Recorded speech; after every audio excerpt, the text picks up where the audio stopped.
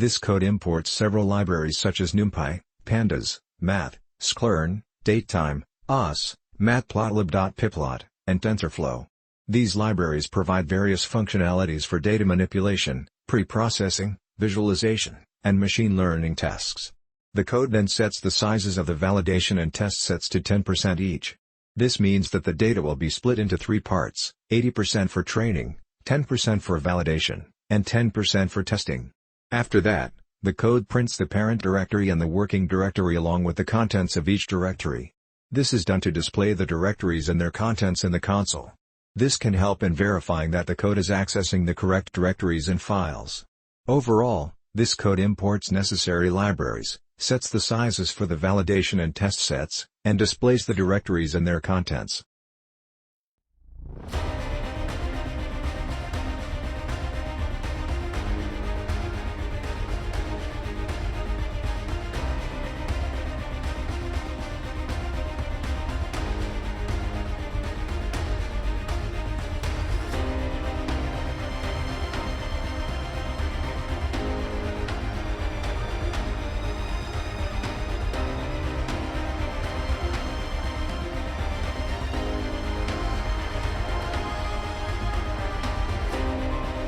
This code imports stock prices from a CSV file and stores them in a Pandas data frame.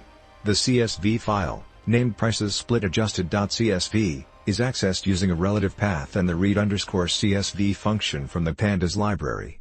The data frame's information, such as the number of rows and column data types, is then printed using the info method. The first few rows of the data frame are displayed using the head method. The code also calculates and prints the number of different stocks within a data frame.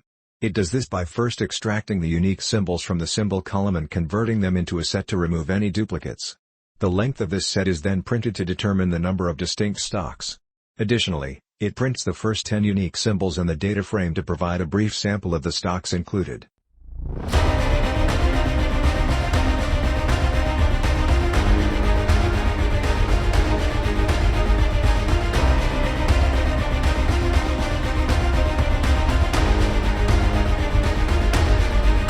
The code df.tel is used to retrieve the last few rows of a data frame called df. A data frame is a two-dimensional tabular data structure in Pandas. By default, the tail method returns the last 5 rows of the data frame. This code is commonly used to inspect the end of the data frame and get a quick overview of the dataset. It is helpful to verify the data consistency, check for any anomalies, or simply get a glimpse of the recent entries. The tail method is particularly useful when dealing with large datasets, as it allows users to peek at the bottom rows without loading the entire data frame into memory. The resulting output of df.tail will display the last few rows of the data frame with their corresponding column values. Each row will be indexed, providing a reference to easily locate the specific rows and observe the associated data.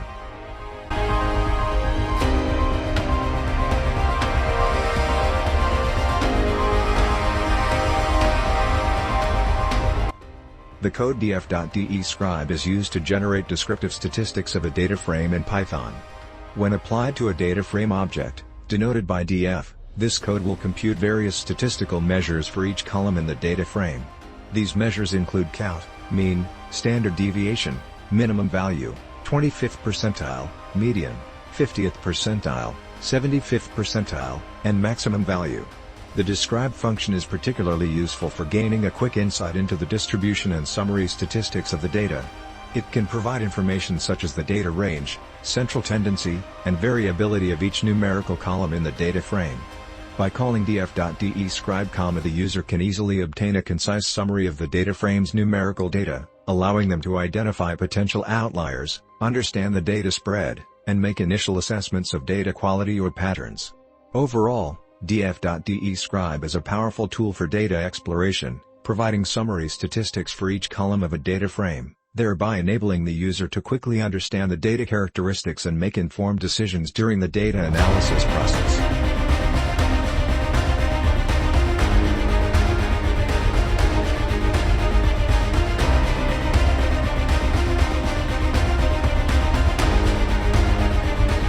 The code df.info is used to retrieve and display information about a data frame object called df. This method provides a summary of the data frame structure and content. It includes details such as the number of rows, columns, and the type of data stored in each column. When executed, this code will output a concise summary of the data frame's metadata. This includes the column names, the number of non-null values in each column, as well as the data type of each column. Additionally, it may display information about memory usage. This can be useful for data exploration and data cleaning tasks, as it provides an overview of the data frame's structure, allowing the user to quickly identify missing values, inconsistencies, or potential data quality issues.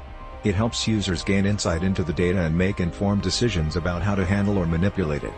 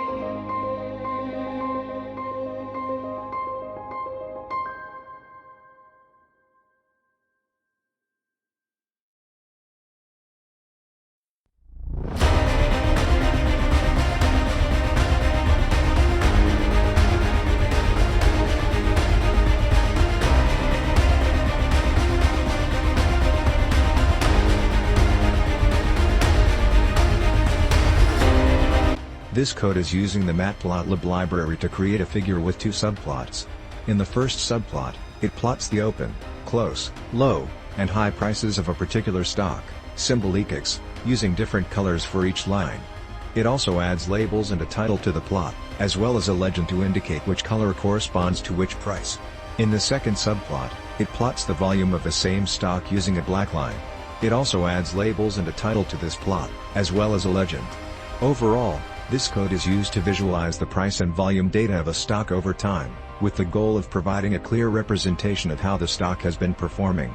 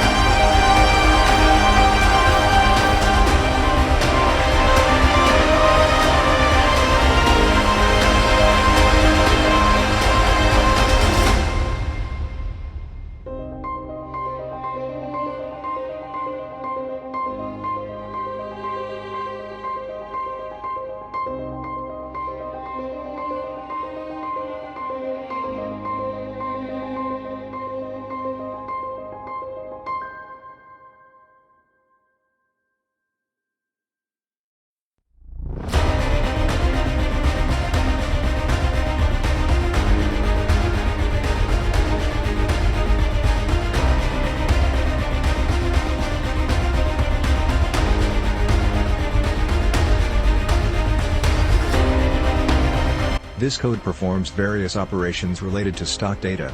The function normalize_data takes a data frame df as input and applies min-max normalization to the columns open, high, low, and close. It uses the sclern.preprocessing.minmax scaler function to scale the values between 0 and 1. It then returns the modified data frame.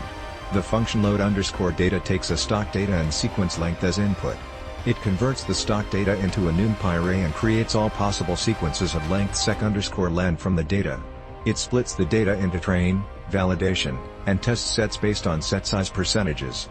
It returns separate arrays for input features and output targets for the train, validation, and test sets.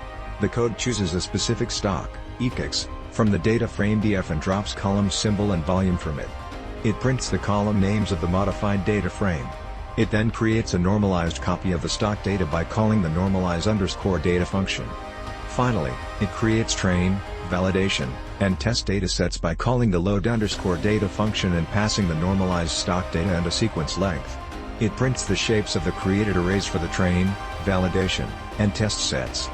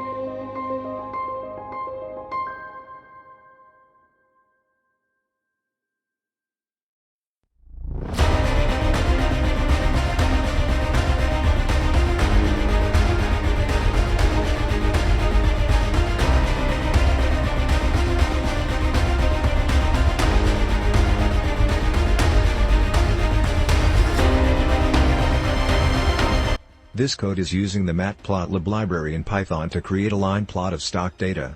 It sets the size of the figure, then plots the normalized opening, closing, low, and high prices of the stock on the same graph, each with a different color and labeled accordingly.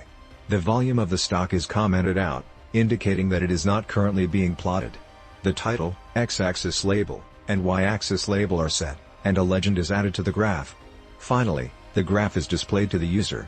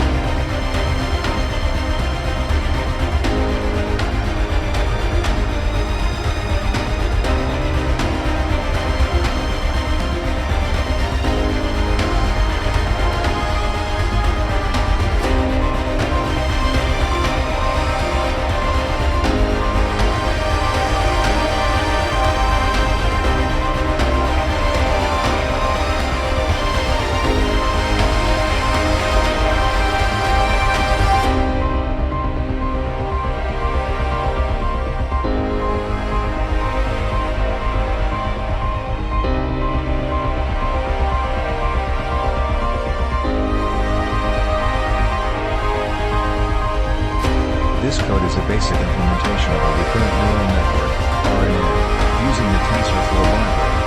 The code begins by shuffling the training data and defining a function, get_next_batch count that retrieves the next batch of training examples.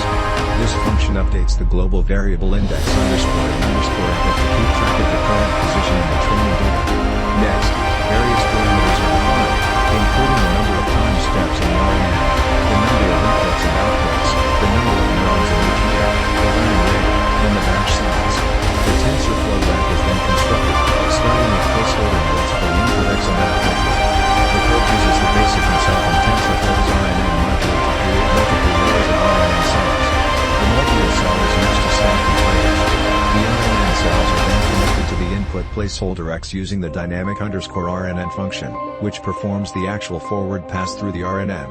The hidden outputs of the RNN are reshaped and passed through a fully connected layer using the dense function from TensorFlow's layers module.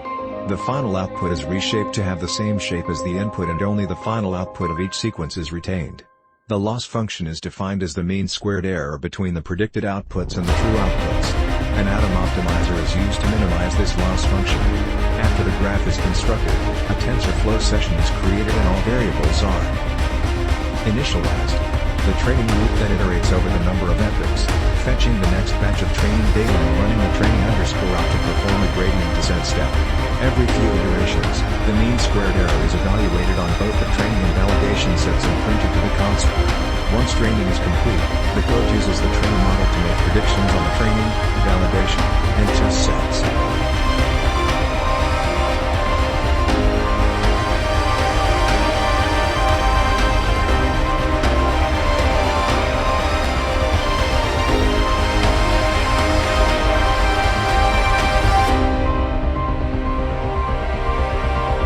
The code in question is performing an operation on the variable y_train.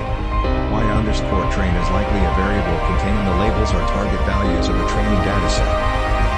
Shape is a method used in Python to determine the dimensions of an array or matrix.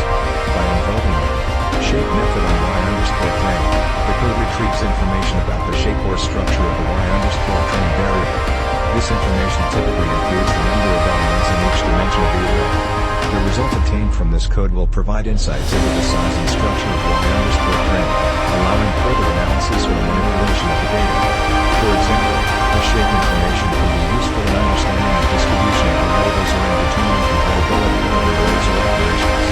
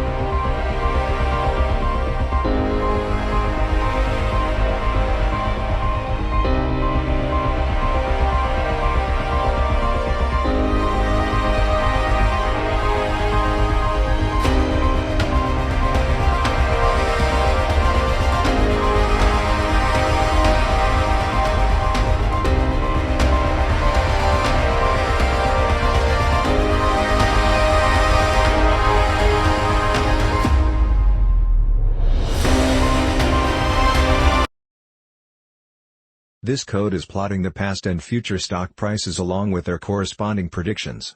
It uses different colors to distinguish between the train, validation, and test sets. The first subplot displays the past and future stock prices, while the second subplot only shows the future prices. The x-axis represents time in days and the y-axis represents normalized price. After plotting the stock prices, the code calculates the percentage of correct sign predictions for the difference between the close and open prices. It compares the predicted values with the actual values for the train, validation, and test datasets. The results are then printed, showing the correct sign prediction percentages for each dataset.